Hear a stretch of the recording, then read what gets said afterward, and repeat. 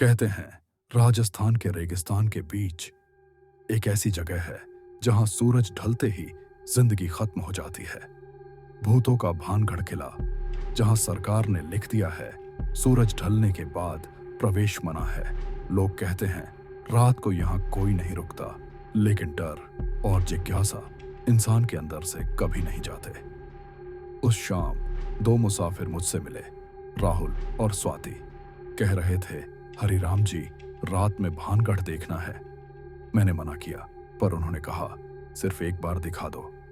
मैंने सोचा और फिर से मना किया, पर वो नहीं माने और अपने आप ही अंदर जाने लगे। तब मुझे लगा इनके साथ जाना पड़ेगा, इन्हें अकेले नहीं छोड़ सकता था। जैसे ही हम अंदर आए, हवा रुक गई। न कोई आवाज, न कोई जीव, सिर्फ खामोशी थी, इतनी गहरी जैसे भानगढ़ सांस ले रहा हो। तभी पीछे से किसी ने बहुत पास से कहा, मत जाओ। उस आवाज में कंपी थी, जैसे किसी ने बरसों बाद बोलना सीखा हो। राहुल और स्वाति वहीं जम गए। राहुल और स्वाति घबरा गए। मैंने कहा कुछ नहीं, हवा है बस। हम मंदिर के पास पहुंचे। वहां एक दिया जल रहा था, धीरे धीरे टिमटिमा रहा था। मुझे लगा शायद किसी ने हमसे पहले प्रार्थना की होगी, पर हमें वहां कोई नहीं दिखा। हम आगे बढ़े और एक पतली गली से निकल रहे थे। तभी अचानक लगा जैसे किसी ने मेरा कंधा पकड़ लिया हो।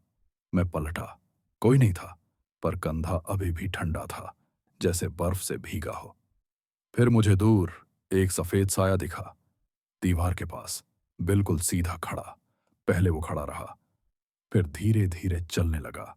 मैंने चिल्लाया, भागो! और वो दौड़ने लगा, सीधे हमारे पीछे। लालटेन हिल रही थी, सांसें तेज हो गई थीं। मुझे लगा जैसे कोई मेरे साथ दौड़ रहा हो। उसकी सांसें मेरे कंधे से टकरा रही थीं। हम मंदिर के पास पहुंचे। मैंने देखा से कोई नहीं था, पर दूर जमीन पर सफेद कपड़े पड़े हुए थे। हम दौड़ते रहे, पर हर मोड़ पर वही मंदिर आ जाता था, जैसे भानगढ़ हमसे खेल रहा हो। सुबह होने लगी थी। हम तीनों भानगढ़ से बाहर आ चुके थे। गेट के पास उन दोनों ने एक पुराना पैम्फलेट देखा। उस पर लिखा था, गाइड हरिराम 10 साल पहले भानगढ़ किले के अंदर मरा पाया गया था। दोनों मुसाफिरों का चेहरा सफेद पड़ गया, सांसें थम गईं। मैंने धीरे से कहा, क्या हुआ, पहचाना नहीं? उन्होंने पीछे देखा और खुद को फिर से भानगढ़ के अंदर पाया। मैं मुस्कुरा दिया, यहां से कोई बाहर नहीं जाता। अब तुम भी मेरे साथ यहीं रहोगे। सूरज निकल आया था, पर भानगढ़ अब भी अंधेरे में था।